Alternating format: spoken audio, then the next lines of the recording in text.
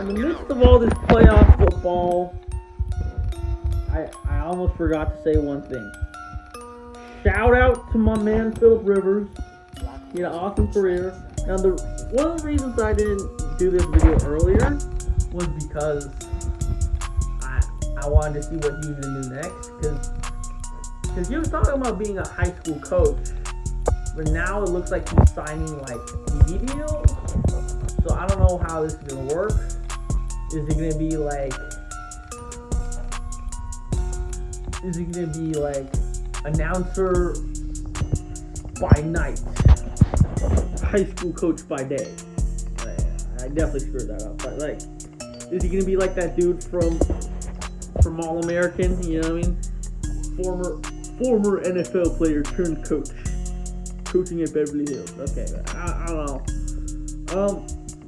Yeah, but shout out to my man. Like, people always seem to think that like just because he had LP and all that shit, that like he was just on stack teams his entire career, which cannot be further from the truth. Because if you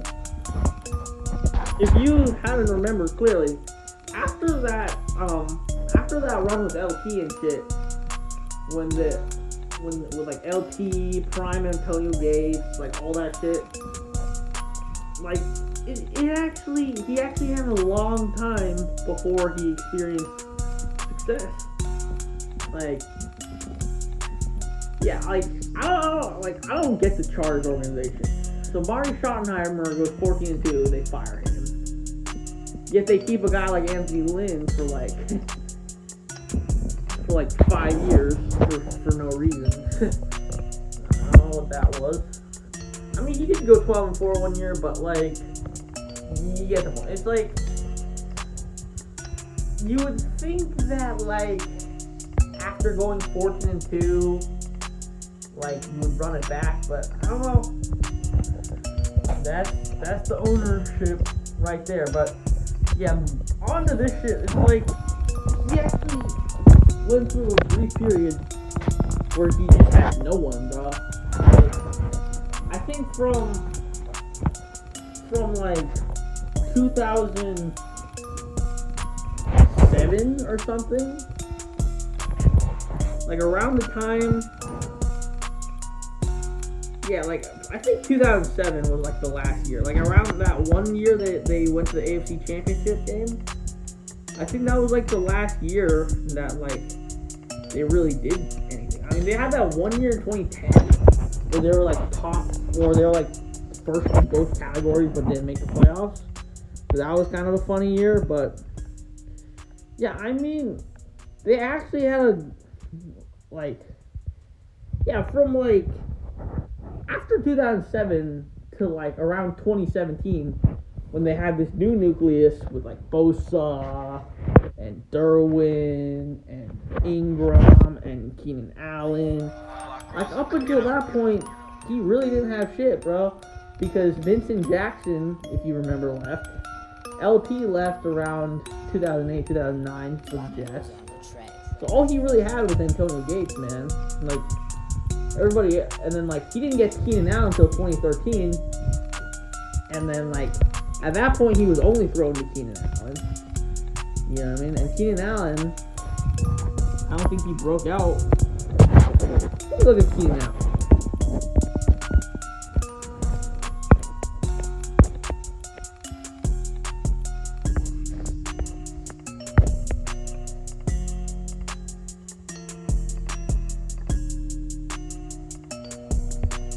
Yeah, so, yeah, I mean, he had Keenan Allen, but he wasn't like Keenan Allen. Like, he was like barely 1,000 yards. Like, he wasn't what he was today. You know what I mean? Like, he was a good receiver, but he wasn't like a great receiver up until this point. And now he just started getting to his prime. But my point is, like, when you look at Phillip Rivers' career, you see a guy who's like, now people think, oh, Big Ben, he had 2 rings. Eli, he has 2 rings. But those guys were drafted by the Steelers, who are always a winning organization, and the Giants, who are usually a winning organization, I would like to believe. But for Phillip Rivers, as much as I like the Chargers, they're not a historically winning organization, and I think ownership and a lot of those guys, they kind of held him back, man. Like, if you look at Phillip Rivers' stats, like he tops every passing category over Phillip Rivers and over Eli and Big Ben.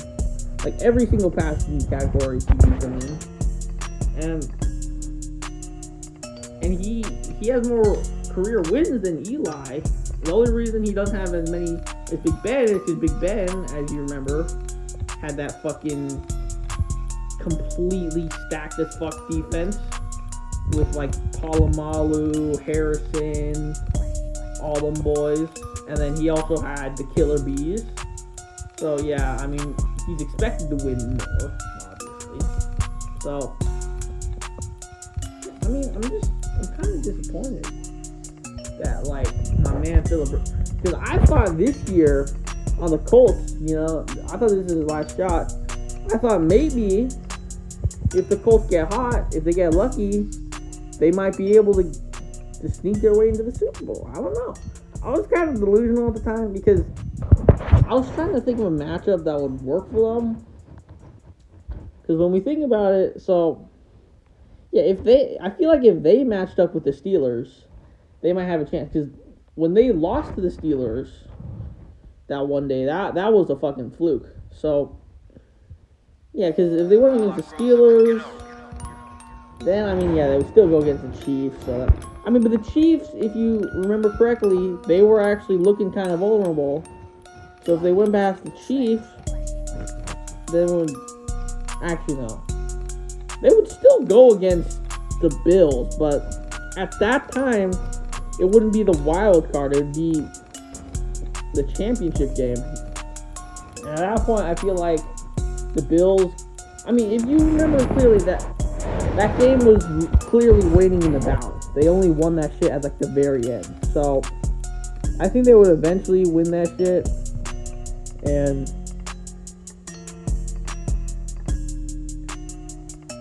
yeah, I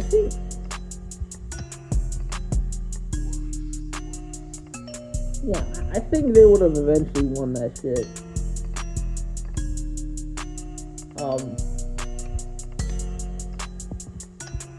And yeah, it's like when you look at his overall career, it's just you can't say that he didn't do everything good. I mean, he did kind of sell his last season, but he did everything he could for the city. He tried to deliver for them. He played every game basically. Like he never missed a game, and he never once requested a trade either. Like he was always the type where it's like, if we lost, it's on me. It's on me.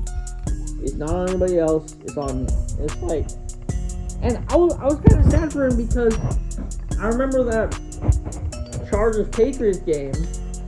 You know, I thought like 2018 Phillip Rivers low key could have, like, he was going. People don't remember in 2018, like, this man was going toe to toe with Mahomes for the fucking MVP, bro. Like, this man was insane that year, bro. I remember that shit because, like, that was, like, probably his last chance to win a ring, honestly, with the Chargers. Because in the very next year, this dude Derwin goes on his year-long hiatus and not playing games. And then they just, you know, and the more and more I think about it, I feel like Derwin is Derwin that important to the team? Because the 2 seasons they didn't have him, they won 5 games, 7 games. They have him, they win 12. So, I don't know. Derwin might be probably the most valuable safety in the NFL. I don't know.